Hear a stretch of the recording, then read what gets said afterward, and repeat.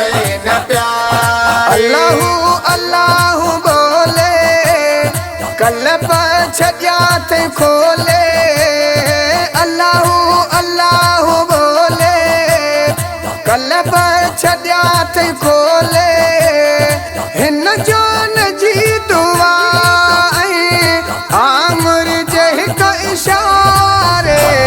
मुर्शिद हुसैन प्यारे बेड़ी छड़ी अतारे।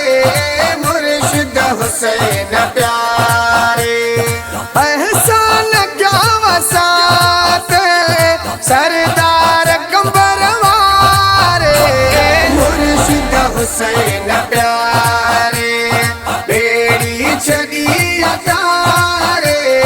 मुर्शिद हुसैन प्यारे हिन दर्ज सगम आया बेदर्द छो वजाया।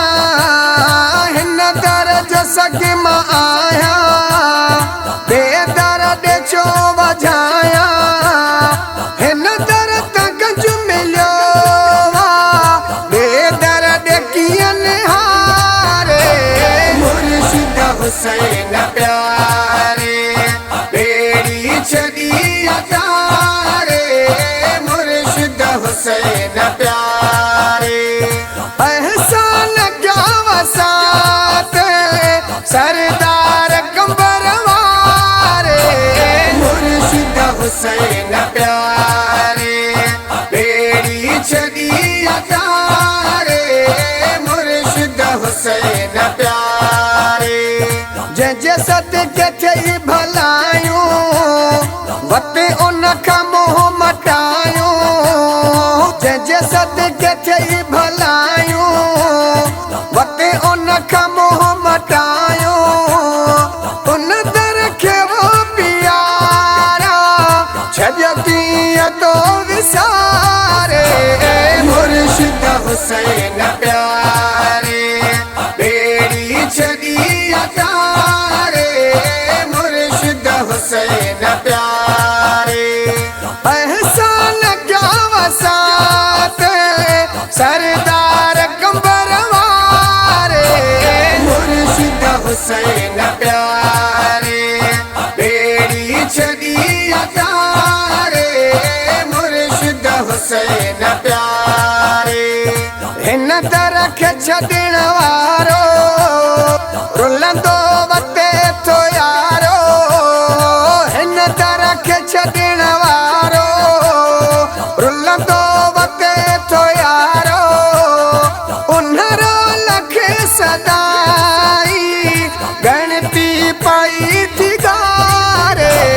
मुर्शिद हुसैन प्यारे बेड़ी छड़ी अतारे। मुर्शिद हुसैन प्यारे एहसान क्या वसात सरदार कंबरवारे। मुर्शिद हुसैन प्यारे बेड़ी छड़ी अतारे। मुर्शिद हुसैन प्यारे मुर्शिद फेरव निगाहूं मोहम्मद खान मथाऊं। मुर्शिद फेरव निगाहूं मोहम्मद खान मथाऊं। एड़ी मेहरबानी कईया मूरल मुझे भलारे। मुर्शिद हुसैन प्यारे बेड़ी छड़ी अतारे।